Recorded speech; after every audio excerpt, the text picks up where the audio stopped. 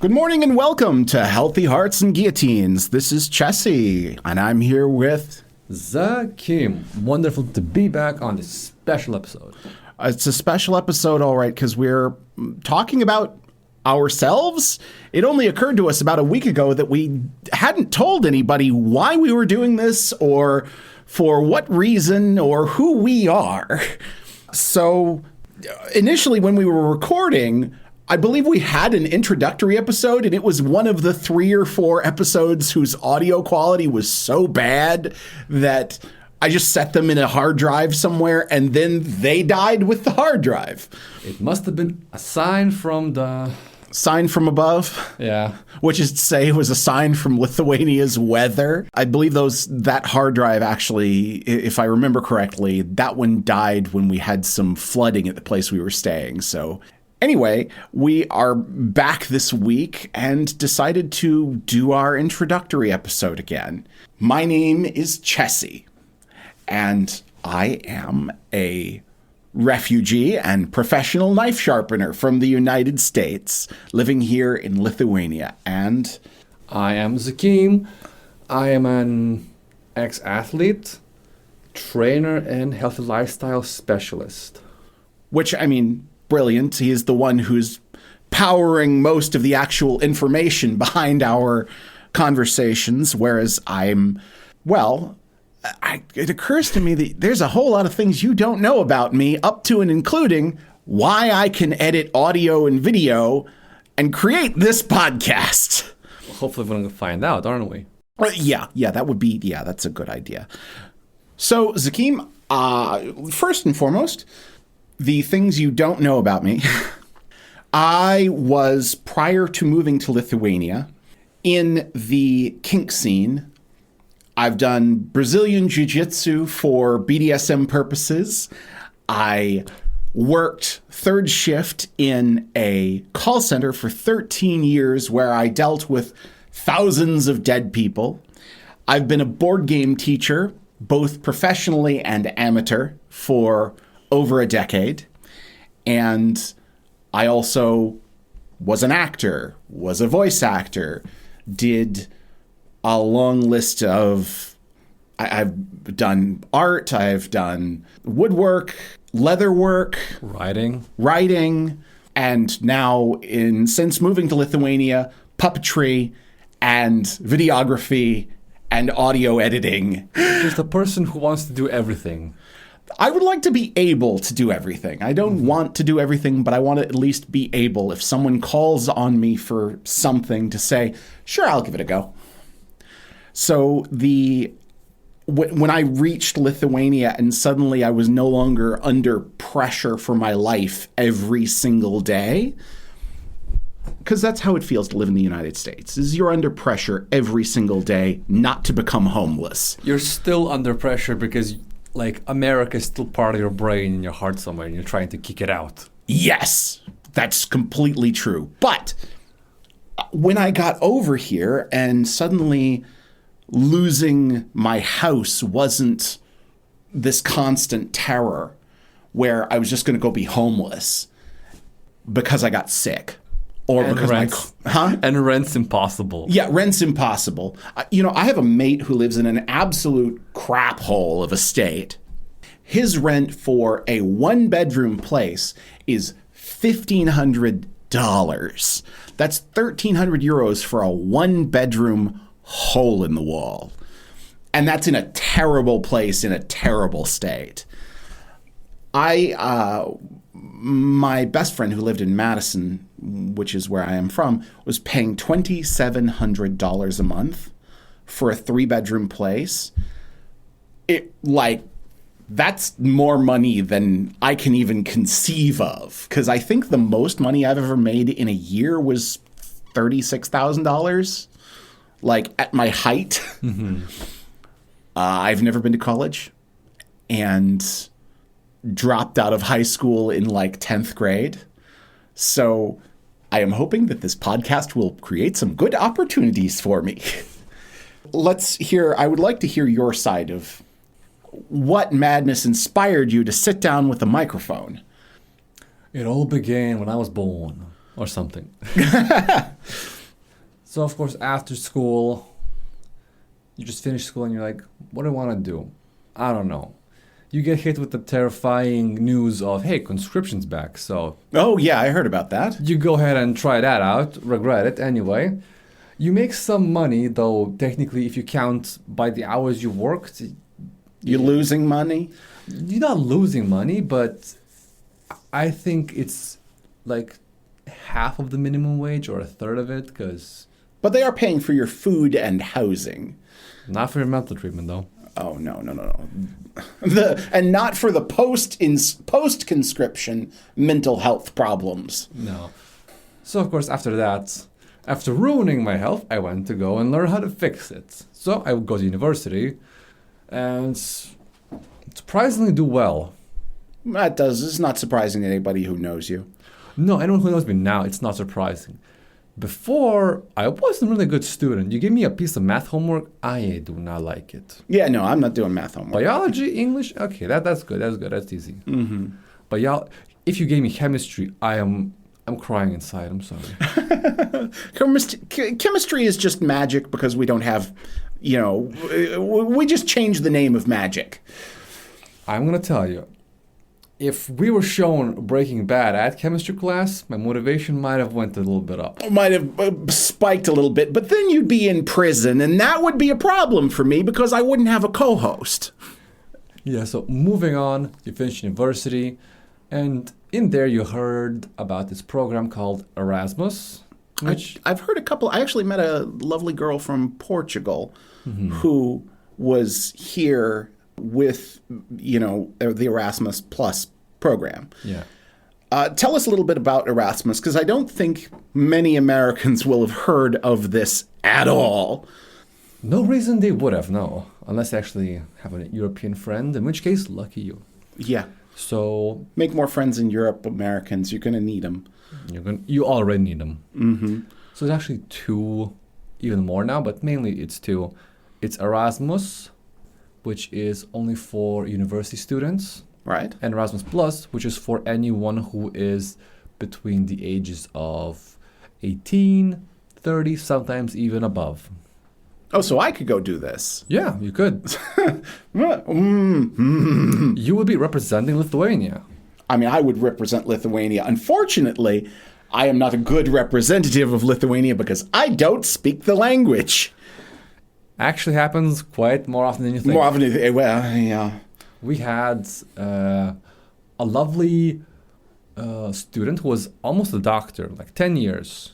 Wow. Not great Lithuanian. Basically all the time English, but hey, represent Lithuania. We don't mind. And I suppose neither does the European Union. So Erasmus Plus, it's a youth exchange, usually between 5, 6, 7 countries, from 4 to 7, 8 participants from each country. Yeah. And it's a non-formal learning environment.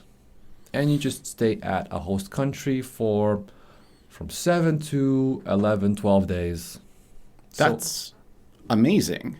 And usually it's either free or with a small fee of around 50, 100 euros. Which is free, effectively. Effectively free. I mean, I can make that in 2 hours sharpening scissors at the local salons. Yeah. So I went to 6 of those, and then was a facilitator, which is like the kind of a teacher role, but not exactly, for one of them. So you were just making sure everybody showed up and didn't catch any diseases. Well, it's not that I led the whole event. You were making sure people weren't licking doorknobs. A little bit of column A and a little bit of column B, which is giving them the tools and vague instructions, I would say. Because if you give strict instructions, then it just turns into a formal environment and everyone falls asleep. Which was my experience of all formal education. Like, I am not, I think I have something psychosomatic where whenever I go into a formal education environment, sit down in the class, put my hands on the table, and just go.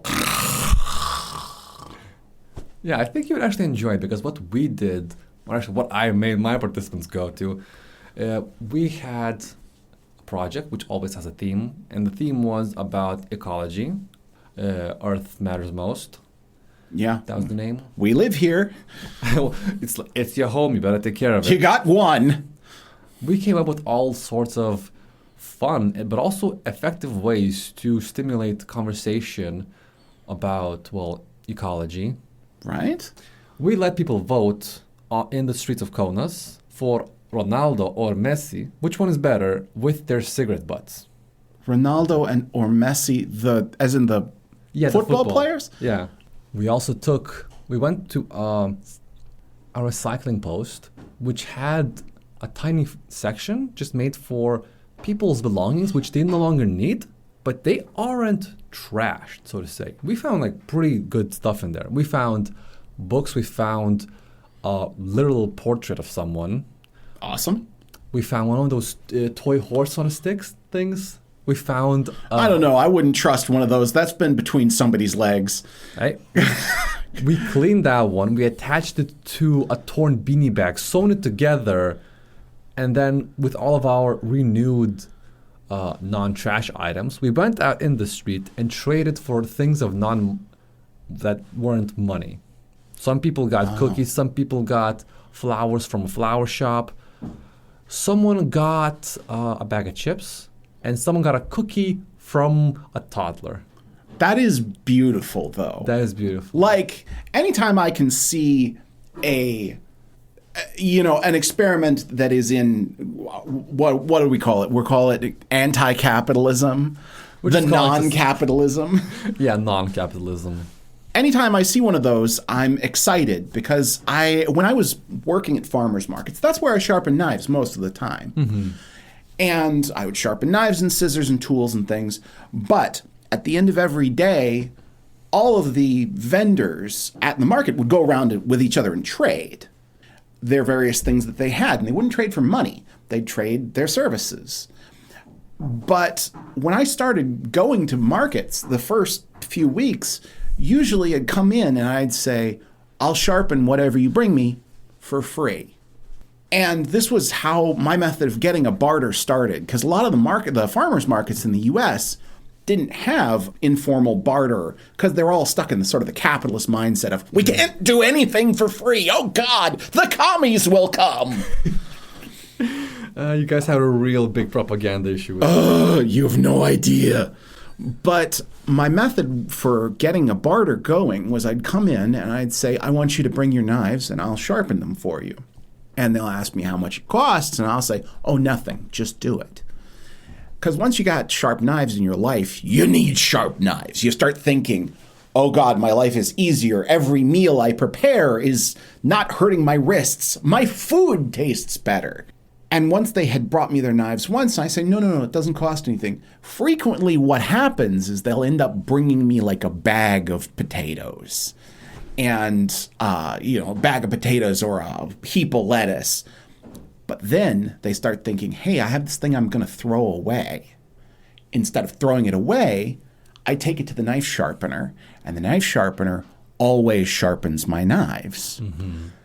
And then we had this woman whose name was Zhao Tao. Ooh. She's from, Thailand, Cambodia, maybe? I'm not exactly sure. Didn't speak hardly any English, but Xiao Tao would show up every week with the most destroyed kitchen knives you've ever seen. I didn't know how it was possible that she was ruining her knives to this extent. Maybe she was like a woodworker or her husband? Gardener. She was using her kitchen knives in the garden. You see, in Lithuania, that's where the bad knives end up because... Well, you don't sharpen a knife, it becomes bad, and then it ends up in the garden. Yup. But the thing was, she'd bring me these knives every other week. And then, as I was packing my car, I don't own a car anymore, but as I was packing my car, I'd turn my back, and the passenger seat would suddenly spawn huge piles of tomatoes and fruit and vegetables that Zhao Tao was just dumping in there instead of taking it back with her and throwing it away. And once a barter was started at different markets, the people just started bartering with each other, and they'll just take a moment to stop what they're doing at the end of the day and go give to each other. Mm-hmm. And that was how we all survived. I want to see that here in Lithuania, but also people are a lot more open to it here in Lithuania than they are in the US. Oh, definitely. Even some like big businesses would be giving away things for free. Yeah. It's a bit rare. You're not going to see it quite often. It's rarer than it used to be. Yeah. And definitely it could be much more popular without any additional cost. Because one of the things that I haven't told you is I had lots of friends in a student dorm room. Like the worst dorm room ever, like Soviet built, collapsing. I've heard about the dorm rooms here, and like I haven't been in any of them, but I've seen some pictures, and the dorm rooms look like someone has recently had a war in them. Accurate. Like pretty close to, the last couple of months, just came through, rolled a tank down the hall, and then screwed off. And then maybe there's like a fresh coat of paint on, every third door or whatever. Yeah, every third door, new coat of paint. Every fourth door, fresh coat of urine. They just came through. It's just like, okay, someone's moved in. We've got to fix. We've got to mark everything. So the dorm absolutely terrible, but the people absolutely wonderful. One bisexual guy worked at a gas station. I think it's called. Was he just the bisexual guy? Is that how everybody knew him? It's like, oh yeah, we got the one guy who does the guys and girls. Artistic bisexual. He worked at the gas station that would let the last shift basically take anything that was any pastries that were just going bad. Had been made for the day. Yep. So it was like Santa Claus every time he came. It's like, hey guys, I got 12 pastries, a few hot dogs. You want some? I've got kibane for fucking days. And then, yeah, what you just said also started happening. He brings something, and well, basically he gives it for free, and then it's like a delayed barter, because then someone else brings it from their garden, their parents' garden, and just the barter keeps happening. We also had another artistic friend who was just like, not enough things to paint. Yeah. So she started painting on people's jackets. Denim jackets were her favorite. And that was basically like her gift to people. Is this how you ended up with all the really cool clothing that like you now paint on? Is this like she inspired you to do all this? Most definitely. I love that. Incidentally, for anybody who can't see, it does not have the pleasure of seeing Zakim's wardrobe at any point. He has so much cool, customized clothing, including a full white suit that is in zebra stripes. I love it. I had a phase. Yeah, at one time. It was a great phase. I mean, seriously, if you ever bring that back, I want to be there for it. Yeah, you're going to turn on the cameras when that goes on. Yeah, I'm hoping we can turn on the cameras at some point. It would be nice to do this podcast as, a video podcast. But anyway, yes, they were doing these trading things. Incidentally, this was not what this podcast episode was meant to be about, but I think it's cool that we got to talk about it. Yeah, most definitely. And you just see that, like, it's happening naturally. No one's losing anything. That guy could not eat and probably would not benefit from eating 12 pastries at the end of a night shift. No, he would be a very round man. And probably have a really bad sugar crash. But I also worked, now my proudest moment, I've worked in Lidl, not sponsorship. Lidl? Yeah, Lidl. Which I don't shop at Lidl, but I like going in there because there's always these shelves of discount weird stuff. And I found a set of discounted chisels in there, which, I didn't buy them, but if I happen to need chisels at some point, I can go to the grocery store. The assortment is unquestionably random, but what hurt me the most, spiritually, morally even maybe, was, Lidl started as a bakery. Yeah. It's not much surprise. But what's a surprise is that we measured how many pastries we had left over at the end of the day in kilos. We had a huge box that's basically the size of this table, and just as high.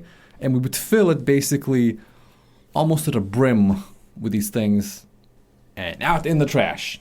God. We asked if we could take some. Hey, if you gave every single employee who worked that day like 20 pastries, that box would still not be empty. But no, we had to write it off and throw it away.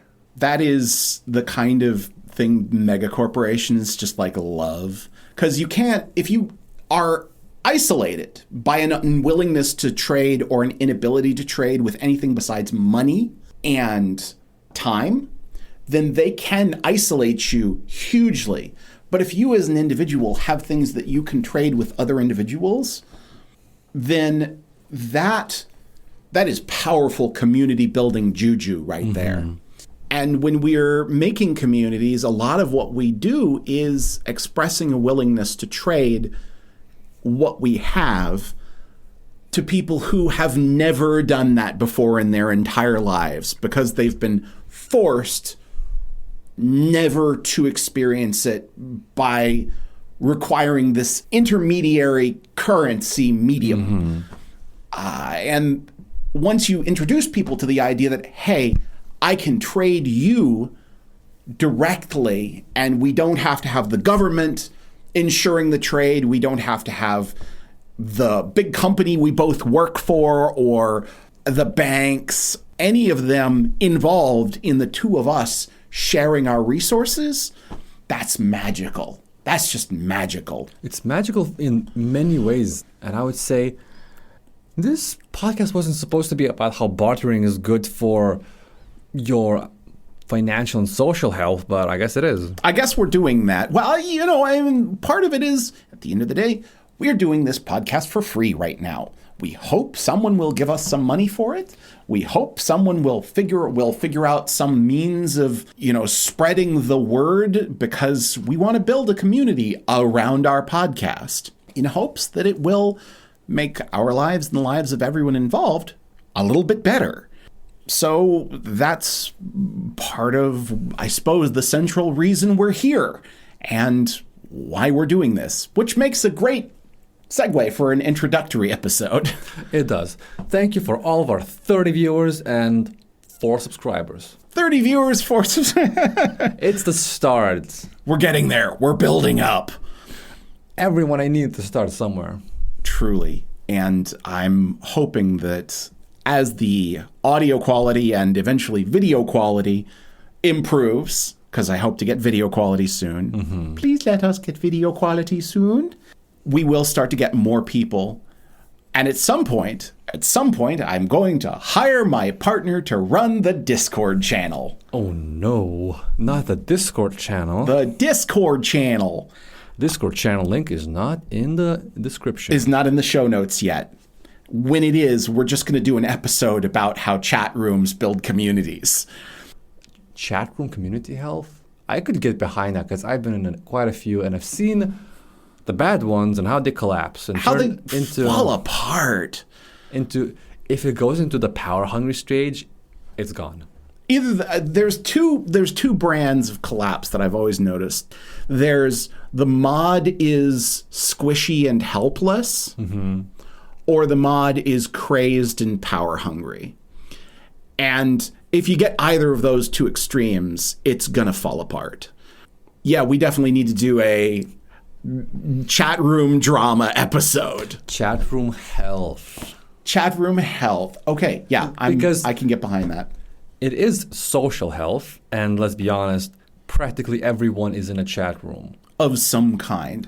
If you create a group chat with your mom, your dad, and yourself, legally it's a chat room. Legally, you are in a chat room together with people. So it's worth it to have, I suppose, a framework for how that's meant to work. Because, hey, no one taught you how to do this because there was no teachers around at that time who knew what that was. Yeah, and all the sort of normal community building stuff we've been learning for the last however many thousands of years frequently doesn't apply to chat rooms. It's quite difficult. Each chat room begins with, hey, these are the rules, because no one knows what the general rules are. And we're just now making the rules for the first time in the last 30 years because this is the first time we've had chat rooms. All right. Yeah, that's going to be an episode for sure. Well, we're coming to the end today, and I hope our introduction was at least a little bit helpful, useful, interesting, and maybe gave a sense of where the show is going. I want to take a moment to plug my compatriots' brilliant business, dalife.lt. All right, I did start that one, right? You right. did start that one. You do actually do that for a living. I didn't get that point in the show yet, but... Well, yeah, you did actually. You do run a business, so now we're introducing it. Yeah, so if you guys have any questions regarding the business or just for the podcast, be sure to let us know. Tell us what you do. Tell us what I do. Yes, please. I want to go into like one specific thing right now. I help people to maintain a healthy glucose and insulin balance. Is that the specifics? That is the most specific thing I can say, usually by not just changing what to eat, because you can eat the same thing but in a different order. Yeah. It changed my life. I'm not sure really how much, but it's a lot. Providing dietary consultations amongst a long list of other things that you do. Yes. But right now, big on the dietary consultation. Here's a hot tip. Your body has a built-in calorie calculator. So there's no reason you should calculate that for yourself. Well, I like M&Ms a lot. I'm pretty sure every time I have M&Ms, the calculation goes off. 100%. The fabricated refined foods, it's just like an error message to that calculator. And it's like... Fully blue screen. Yeah, blue screens, and then starts over at zero. It's like, oh, I guess we have no calories left. Better eat a lot. Better eat. Well, pretty much exactly how it works. On top of your business as a consultant, we also have our Patreon and website. The Patreon is at Healthy Hearts and Guillotines. If you search through Patreon, we'll have it in the show notes. And also we have our website, www.healthyheartsandguillotines, all lowercase, .com? It is .com, right? I do believe so. Okay, good. Just making sure. And, well, we've done the plug. And we've told you who we are. I hope to see you next week. My name is Chessie, and I'm signing off. This is Zakim. And remember, your health is in your hands.